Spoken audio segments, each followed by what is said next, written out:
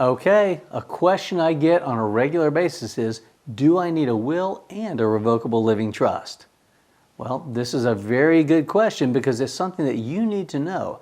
These are two different plans for your estate, so you need to know the difference. That's exactly what we're going to cover in this video.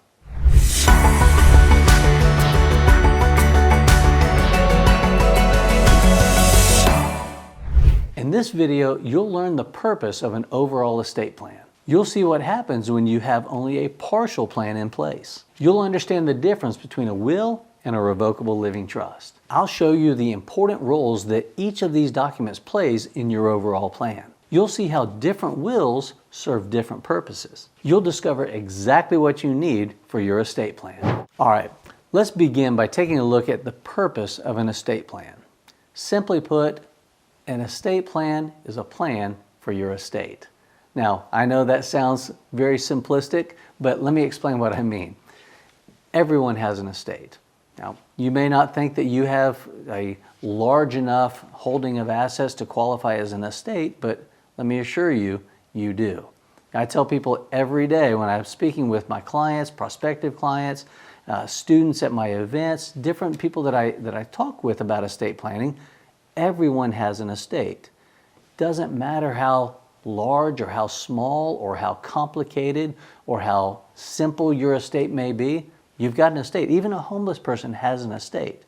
Now, your estate plan is basically your instructions for what is to be done with that estate whenever you pass away.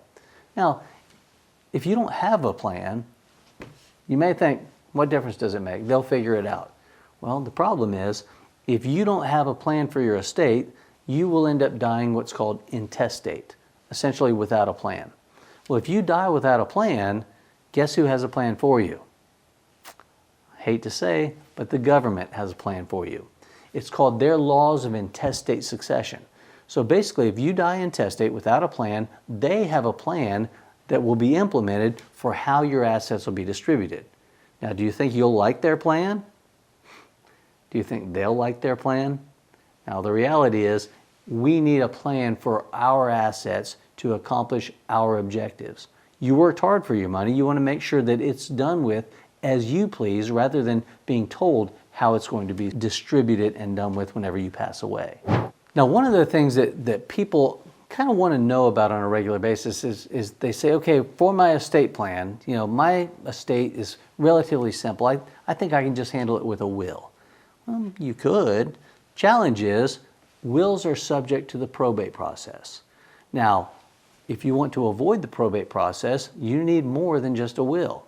We're going to talk about that, but let's talk about the probate process in general right now. Let me give you my brief definition of probate, which for many people, they hear this brief definition and they say, wow, you've said it all. That's all I need to know. Where do I sign? I got to get this thing started. That brief definition of probate is a process set up by the government. Now, some of you may be watching this right now and say, enough said, get me out of it.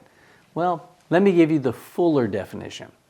Probate is a process set up by the government for the orderly distribution of assets upon death. Now, I got to tell you, that really doesn't sound all that bad at first glance, because I think there should be a process set up for the orderly distribution of assets upon death. I guess my only challenge there is with 3 words. Those 3 words were by the government. Now, trust me, I am not anti-government by any means. I am absolutely pro-government because the government has given us ways to avoid the probate process when we establish a revocable living trust. So I love the government. I just choose to love my family more than I love the government. I have worked hard to build up an overall net worth and an overall accumulation of assets. I didn't do it for the government, I did it for my family. As such, I want to make sure that everything is handled specifically how I want it handled. Well, with a will, you can lay that out, but it's going to go through the probate process. That's better than intestate succession, but it still ends up having to go through that probate process unless you have a plan to avoid it. There are ways that we can do this for certain assets, but then other assets, they're going to go through probate. And if they go through probate, you've got the lengthy time, you've got the expense, and you end up not being able to leave as much for your family as you had intended. So let's take a look at the difference between a will and a revocable living trust. You know, when we're talking about a will, there's nothing that we have to do other than drafting that will. And again, that's much better than being subject to the laws of intestate succession because we didn't have a plan in place. When you have a will, you do have a plan. The challenge, however, is that plan is not carried out and nothing is done until you pass away. And then whenever you pass away, that's when things begin. Well, the transfer begins during that time period. That's going to have to go through the probate process. That's basically the court-supervised process of distributing your assets and making sure they're distributed, pursuant to the requirements there. Well, this is essentially the process of proving your will. Well, with a trust, it operates a bit differently. You see, there is no transfer at your death because the transfer occurred when you established your trust and you did what's called funding your trust. Now, when you funded that trust, basically what that means is that you transferred the title of the assets out of your personal name into the name of your trust. Now, so that you don't get scared by this, sometimes people think, wait a second, I'm transferring the title out of my name into some other legal entity, into a trust. Now I'm going to have like a trustee that I'm going to have to go to a trust department of a bank and I'm going to have to get all these signatures anytime I want to do anything. It doesn't work like that. Basically, you will be the trustee of your trust while you are living, and then whenever you pass away, you will have designated a successor trustee that will take your place and carry out your wishes for you. They will distribute your assets pursuant to your terms as laid out in the trust agreement, just like it partly would in a will, but it doesn't have to go through probate. That's the beauty of this. The transfer occurred earlier, so there's no probate that you have to go through. And because there's no probate, you don't have the probate fees, you don't have the probate process that's so lengthy in so many circumstances. You're able to completely avoid this. That's why so many people do this. So when we take a look at the difference between a will and a trust, it accomplishes some of the same things, but the trust does it much more efficiently without having to go through that probate process. But really, I need to talk to you about the concept of an overall estate plan. And when we talk about an overall estate plan, when the question is posed, do I need a will and a trust? Well, the answer is yes, you do. Now, the reason I say you need both of these is that may sound a bit contradictory to what we've just covered as far as the differences between a will and a trust. But what most people don't understand, they don't recognize because they've never been taught this, is that there are different types of wills that cover different types of assets, different types of circumstances. For instance, we talked about when you establish a revocable living trust, you transfer all of your assets into that trust so that there's no transfer that occurs whenever you pass away. Well, that's all well and good if you take care of everything the right way. Well, what I've found is that sometimes accidents happen. Sometimes mistakes occur. Sometimes people neglect certain duties. I'm not placing any blame, I'm just saying things happen. Well, let's say that I worked with a client and they transferred all their assets that they had at the time that I worked with them, but then after we completed all of their estate planning documentation for them, they acquired new assets and they forgot to transfer those assets into the trust. Well, if we understand that a trust can only basically be effective and can only apply to the assets that are inside that trust, that newly acquired asset that was not transferred into the trust is now outside of the estate. And if it's outside the estate, it can be subject to intestate succession. Well, we need a special will. We call this a pour-over will. So basically what it refers to is anything that I inadvertently left out of my trust, I hereby leave to the trust to be distributed pursuant to the terms and governed pursuant to the terms of that trust agreement. So it's not the best of all worlds because, hey, we still made a mistake. How do we fix it? That's how we have this pour-over will that says anything that I forgot to include, I'm now including. Well, for those assets, those will still have to go through the probate process, but they will not be subject to intestate succession because you have identified somebody that you want to be the beneficiary of your estate, namely the trust.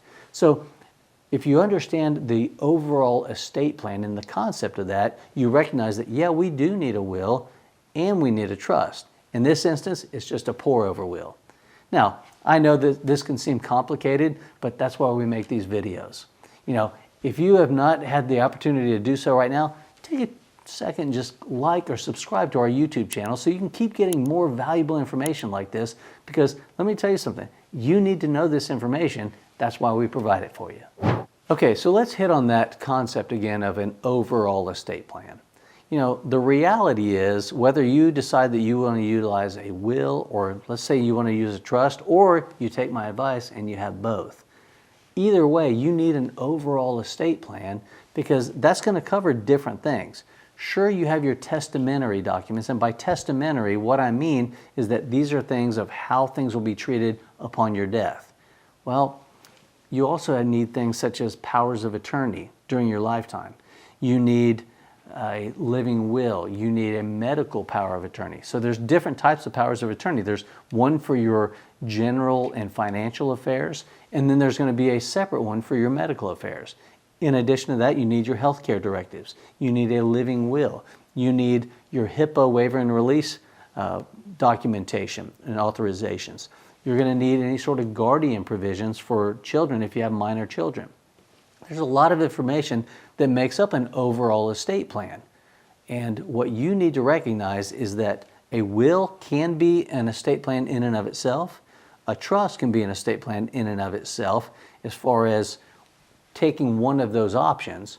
But the best option is to have both, where the trust provides all of the benefits and the probate avoidance, keeps everything out of the public record, and then you still have a will, that pour-over will, where just in case you mess up, that backup plan.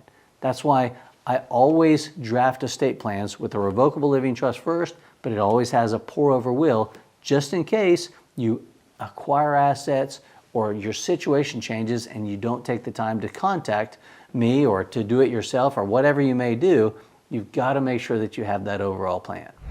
You know, there's a lot to be factored in when it comes to estate planning. I get that. I do this every day, so I understand that for me, sometimes it may seem kind of commonplace, but for most people, this is new stuff. Well, that's why I put together my mini course that I call Enlightened Estate Planning. And as a special gift to you, I'm making that course available absolutely free of charge. All you have to do is click the link below and gain access to this course where we cover all sorts of information that you need to know about with regard to estate planning, trust, wills, the probate process, the various components of a properly drafted estate plan. And again, it's free of charge for you as long as you click the link below and make sure that you access our Enlightened Estate Planning course. We've got a lot of great information and we provide that for you absolutely free. I'm JJ Childers. Thanks so much for watching.